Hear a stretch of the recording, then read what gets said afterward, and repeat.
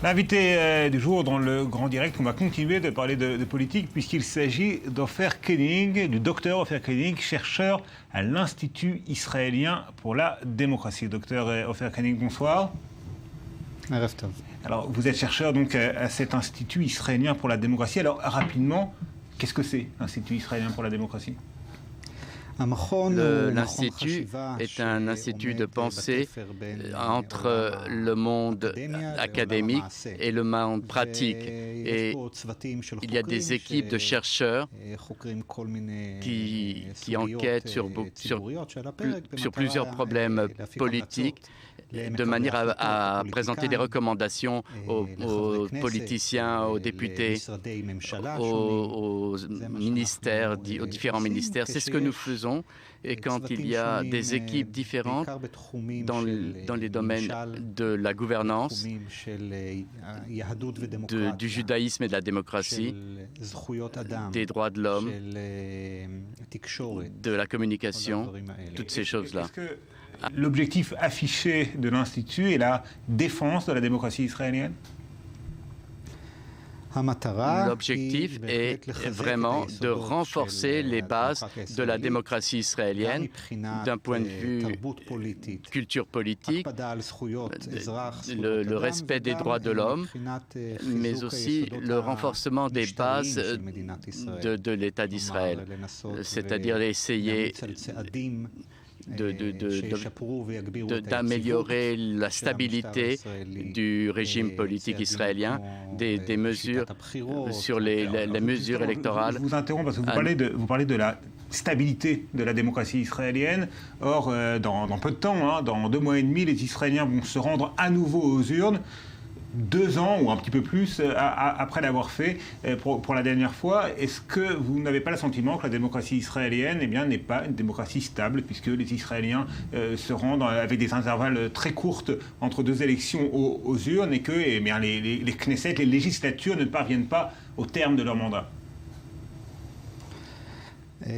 Écoutez, quand nous regardons d'un point de vue de stabilité, il faut regarder deux points de vue. Le point de vue de la stabilité du régime et de la démocratie. Et de ce point de vue, je pense que l'État d'Israël a montré au cours de 70 ans une stabilité exceptionnelle.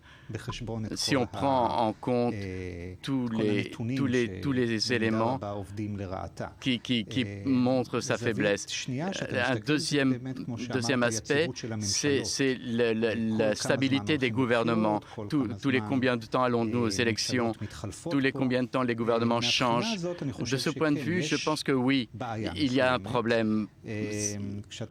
Quand on regarde sur le nombre d'élections qui ont eu lieu depuis, par exemple, 1999, on en compte 7, une moyenne au lieu de 4, on arrive à 3, et ainsi il y a un problème. Mais malgré tout, je pense que le problème n'est pas aussi critique que l'on veut le dire, dans la mesure où les élections... Certains disent que les élections anticipées étaient une chose nécessaire. Si ça n'était pas arrivé, même si le gouvernement avait continué encore 2 ans, il n'aurait pas gouverné, il ne serait pas parvenu à mettre en place une politique comme il le faut. Dr Koenig, certains attribuent cette instabilité des gouvernements en Israël au système électoral, avec ce qu'on appelle la proportionnelle intégrale. Et est-ce que véritablement c'est un système dont vous recommandez la modification pour gagner en stabilité, justement?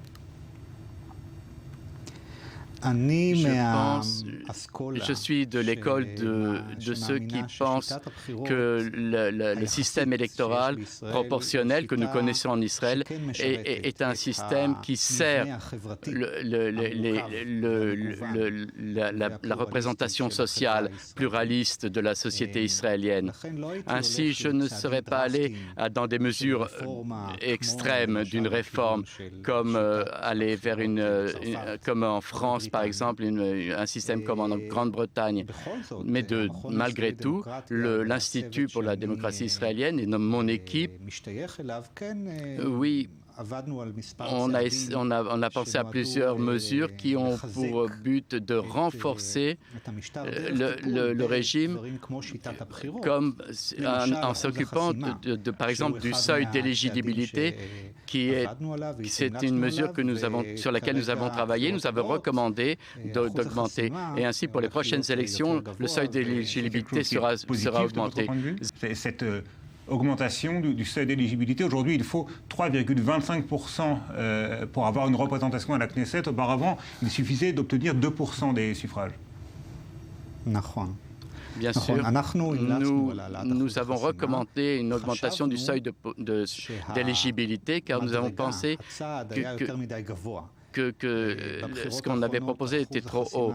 Les dernières élections, le seuil d'éligibilité était à 2%. Nous avons pensé qu'il fallait le monter progressivement, car si on le fait d'une façon trop rapide, on met en danger, parce qu'on laisse, par exemple, les partis arabes du secteur arabe en dehors du système. Ainsi, nous avons pensé que l'objectif était juste, que moins il y a de partis, mieux c'est dans le futur proche, mais nous avons pensé que ceci devait était trop dur. Il fallait le faire de façon plus mesurée. Au cours de cette campagne électorale, actuellement, on parle beaucoup des affaires de corruption. L'un des principaux partis politiques en Israël, le parti Israël Beitenu, dirigé par le chef de la diplomatie, Lieberman, sujet, semble-t-il, est au cœur d'une campagne, d'une affaire assez grave de corruption dans certains ministères.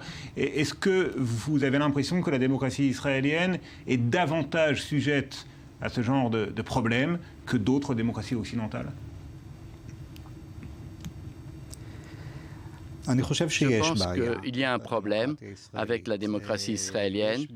Il y a un problème de culture politique qui vient des représentants du public qui mettent leurs mains dans la caisse d'une façon trop facile. Cela dit, si on me demande s'il s'agit d'un État corrompu, je pense que ce n'est pas la question. Parce que si vraiment nous étions dans un État corrompu, nous n'aurions pas entendu ces choses-là. Le fait même que nous avons la police, la justice, la Cour suprême indépendante et forte, nous avons toutes ces institutions et ces institutions mettent à jour cette corruption, donne à l'État d'Israël un crédit. Pour terminer, Dr Koenig, il nous reste peu de temps. Est-ce que vous êtes optimiste sur l'avenir de la démocratie israélienne ou est-ce que vous faites partie de ceux qui considèrent qu'elle est affaiblie et qu'elle est soumise à toute une série d'attaques venant de certains cercles dans la vie publique israélienne? Rapidement. Écoutez, il y en a qui disent que ces élections sont un point décisif. Ce que nous avons vu dans les 4 dernières années est inquiétant d'un point de vue du fait que la démocratie israélienne est libérale et va dans un sens plus ethnocentrique et nationaliste. Je suis inquiet. Dans la mesure où les lois qui ont été adoptées ces 3 dernières années et le débat politique est un débat qui vraiment s'est radicalisé et a été dirigé vers un sens plus nationaliste, moins. Et nous avons vu ça au cours de la dernière guerre. Il n'y a plus en un mot, la démocratie israélienne a des ressources pour survivre, pour se défendre face à ces attaques? Très rapidement. Je pense que oui, elle peut se défendre. Merci beaucoup, Dr Koenig. On a réussi à terminer sur une note positive et c'est la fin de ce grand direct. La suite de vos programmes sur A24 News dans quelques secondes.